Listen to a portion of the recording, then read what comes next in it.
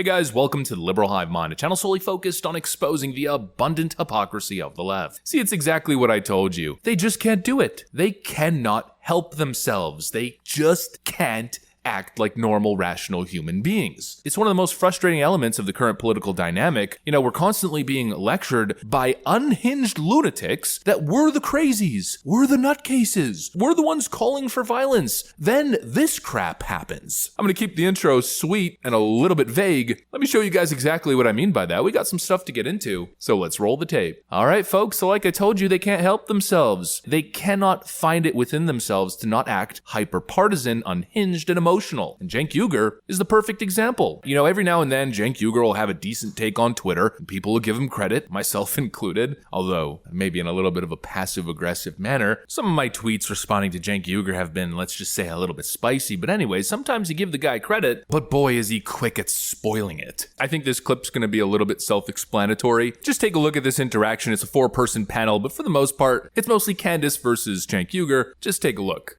Cenk Uygur, there's a lot going on. I mean, the news cycle right now feels slightly insane. You know, you've got Donald Trump nearly assassinated again, twice in 2 months now. You've got apparently Israel launching this extraordinary attack across the whole of Lebanon on thousands of Hezbollah terrorists and, of course, wounding and potentially killing as well civilians in the process. So there's a lot to unpack here. What do you make of it? Okay, first of all, on Donald Trump, what do you want me to do? The guy did a coup attempt. He had fake electors, not even his own electors. You have your own slate of electors. He didn't use them because they said this is unconstitutional and illegal. You lost the election. And he said, all right, you can get in fake electors. Let's do a coup attempt here. Let's have them bum rush the Capitol. And then that'll create enough confusion that we can bring it back to the states and the Republicans will cheat for us. They even wrote it in a book. Then he said we should terminate the Constitution because he lost the election. So what do you want me to do, Piers? The guy hates democracy. He's a dictator wannabe. So, okay, should you shoot at him? Of course not. Any action that is physical like that or violent is a surrender in the intellectual field of debate and ideas. So it's a terrible idea. It's immoral, etc. But I'm not going to let up on Donald Trump for 1 second rhetorically because he is a monster.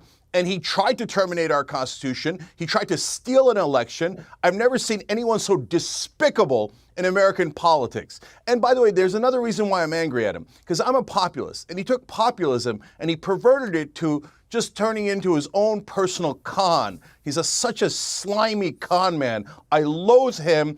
Everyone should vote against him. He's one of the worst people I have ever seen in politics, and I'm not going to let him terminate the Constitution or destroy this democracy. You see, what I find extraordinary, Cenk, is you haven't even given it a beat since he nearly had his brains blown out on Sunday on a golf course, which came 2 months after... Did he give a beat, Piers? Did he give a beat? Did he ever give a beat when he constantly talks about violence? Hey, if someone takes out somebody from with a stretcher, I'll pay the legal bills. Attack people. Oh, my political opponents, I'm going to jail them. I'm going to attack them. Well, to be clear, well, hang on. To be clear, you're trying to equate him making a joke about maybe slapping or punching someone in a crowd who's abusing him with someone. Can I make a joke with about someone taking an AK Trump across the face? Well, hang on, was somebody Can I make that joke? Was somebody Can I make that joke, Piers? Well, hang on, somebody actually shooting him on a rally stage and then very nearly shooting him on a golf course with an AK-47. Do you not see the difference? So, Piers, those are terrible actions. So what am I'm asking you a literal question. What do you want me to just go? Could you give it a beat? Okay, now Donald Trump's a good... Hold on, let me finish the question. On a human level. Donald Trump's a good guy. Donald Trump loves democracy. Donald Trump... No, Donald Trump's still the same monster he was yesterday. So I hate that people are shooting at him. It's so dumb. It's so dumb. It's immoral. It's wrong. Why would you be surprised? I can't condemn it any stronger. Why would you be surprised? I'm not going to tell you that Donald Trump is a decent man but Cenk, when why he's would a you grotesque human being. Why would you be surprised that people are taking drastic action? Unhinged people with unhinged brains who are listening to constant rhetoric from people. You didn't answer the question. Well, what do you want me to do? You want me to politically surrender, right? I'm asking you a question. Do you not consider for a moment that within 48 hours you're still saying monster, demagogue, dictator, blah, blah, blah, blah, blah. Because that's who he is. Yes, but this is what is affecting... So you want me to lie? Yeah, because... Piers, tell me this. Because, do you want me to lie? Let me finish. The shooter at the golf course, specifically in his recent social media posts, parroting Kamala Harris, saying that he was effectively an existential threat to democracy in America. You're doing the same.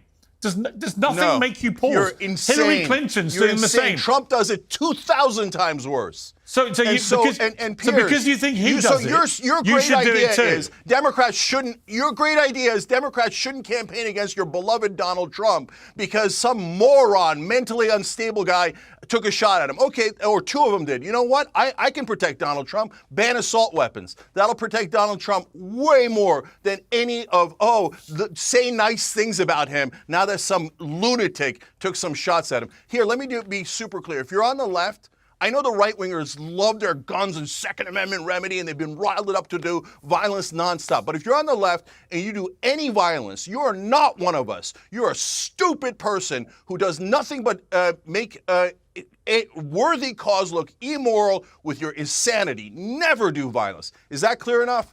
Or maybe when they constantly hear on the airwaves people like you and Hillary Clinton and others constantly depicting Trump as an existential threat to democracy in America. Piers, you're totally guilty. You're guilty. You're guilty. Because you support Donald Trump. And Donald Trump has done 2,000 times worse, and you know it. You won't even run it on this show. Okay. You won't even run it on this show because Donald Trump, what he says is so much worse than anything a Democrat has ever said about him. So you won't even run it on this show. So that's it. Are you telling Donald Trump, you better shut up?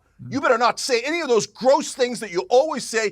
You know that he joked about smashing Nancy Pelosi's husband's head in with a hammer. Yeah, and the truth One is, of his lunatic fans tried to murder Nancy Pelosi's husband, and he's like, it's so funny. Do you know that when they try to murder his vice president, he then turned around and said he deserved it? He's a psycho, and you defend him every day, Piers. Here's the problem. You have no idea what I've said about Trump when he's done these things. If you had, you wouldn't accuse me of not talking about them, because I always do. Shut up? Because I always do. Are you telling him to shut up?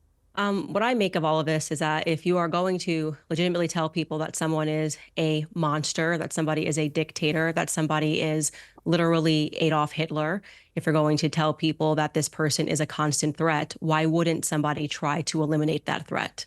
That would actually be a sensible thing for somebody to do if they believe the rhetoric that is coming out of people's mouths. Now, then if this had happened and it was flipped, including you, Candace. Cenk, you just spoke for a very long time. Let Candace finish, please. Let Candace speak. Yourself.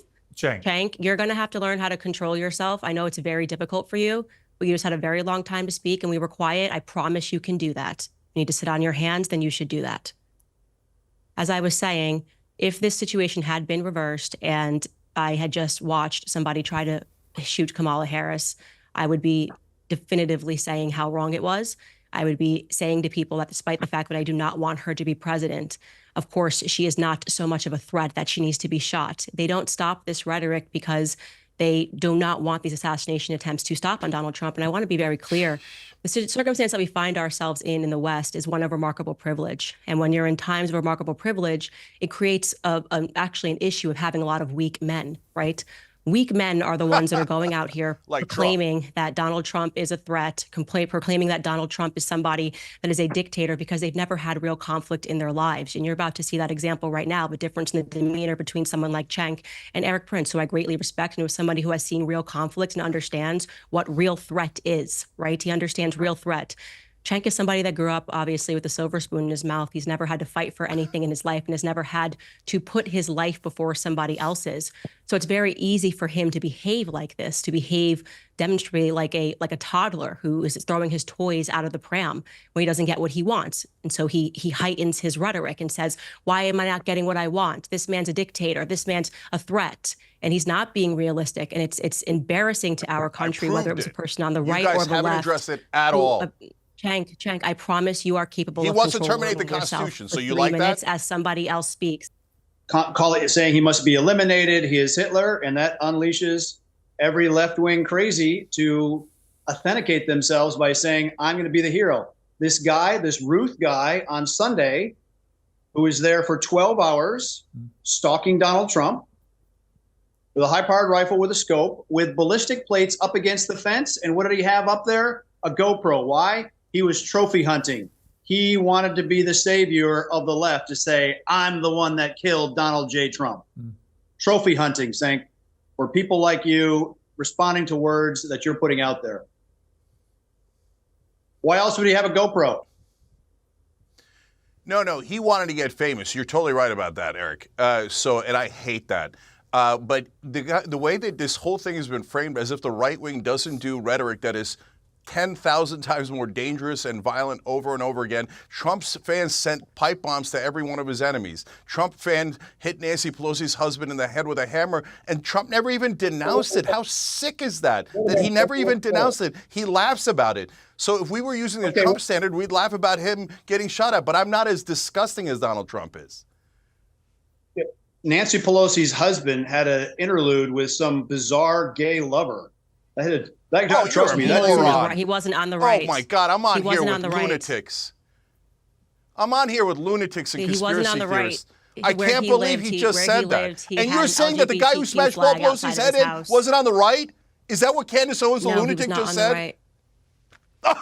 Okay, just so you know, if you're going to call somebody else a lunatic, you shouldn't be behaving like one in the process. When you say, Cheng, when you say these right-wingers are all nuts, do you understand the irony, given you just spent the last 10 minutes literally ranting? Yeah, I do, Piers. So I am loud and aggressive because that's what the Democrats and the left wing need to stand up to lunatic bullies like this. Candace Owens just said that the attacker of Paul Pelosi was not a right-winger when he is a Donald Trump fan and a deep right-winger.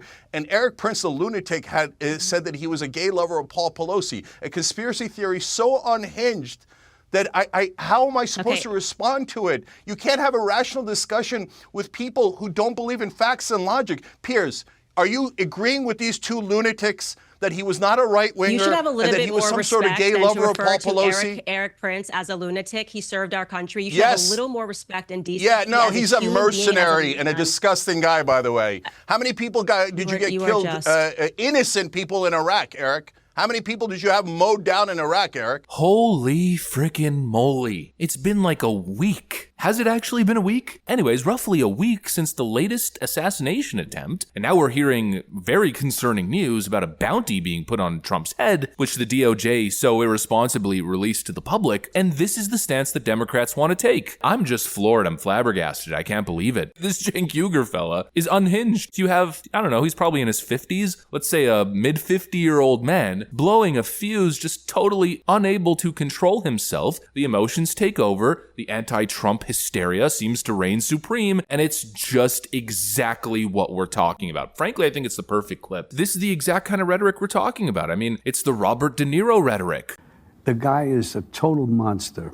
But I'm not going to let up on Donald Trump for 1 second rhetorically, because he is a monster. He's a monster. The most dangerous thing in American politics. He wants to be a dictator on day one. These people are engaged in incitement to violence. Period. And they even justify it. You know, Cenk Uygur's like, oh, I condemn violence, but also at the same time, I understand. And it kind of makes sense. And also, Donald Trump's a huge monster and must be stopped at any and all costs. But also, I condemn violence and nobody should ever engage in political violence. Like, you can't say that nobody should commit violence against Donald Trump while also justifying it and basically calling for it. It's insane, and the arguments just make no sense. At one point, Cenk Uygur claims, well, you guys do it all the time. You guys do it all the time. Excuse me, I'm getting in Cenk mode there a little bit. Of course.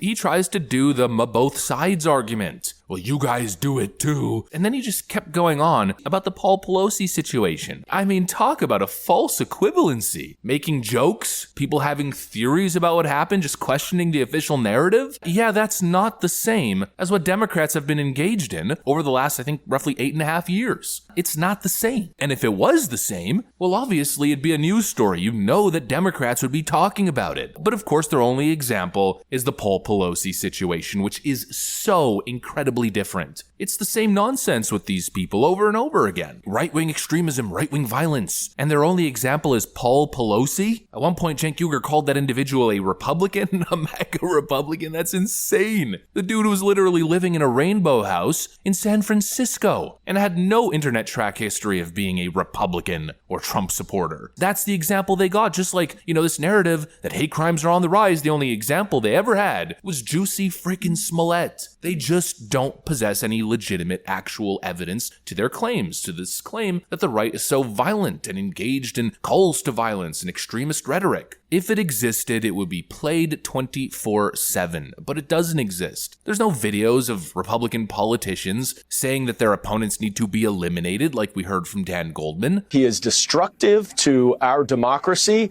and he has to be eliminated. There's no clips of people calling for violence or accosting Democrat politicians when they're out in public. You know, like this clip. Let's stay the course. Let's make sure we show up wherever we have to show up. And if you see anybody from that cabinet in a restaurant, in a department store, at a gasoline station, you get out and you create a crowd. And you push back on them.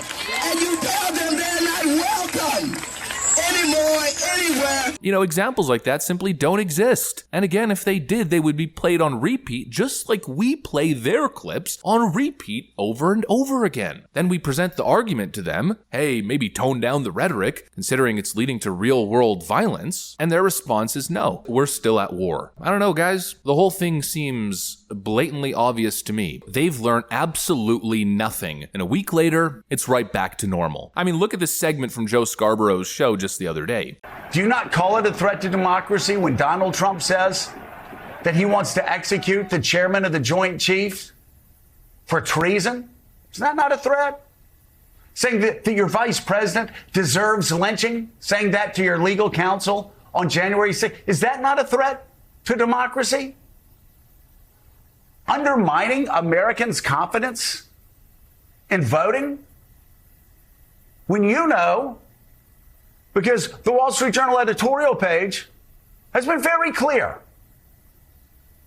And I will say, have done the right thing repeatedly, calling out Donald Trump's lies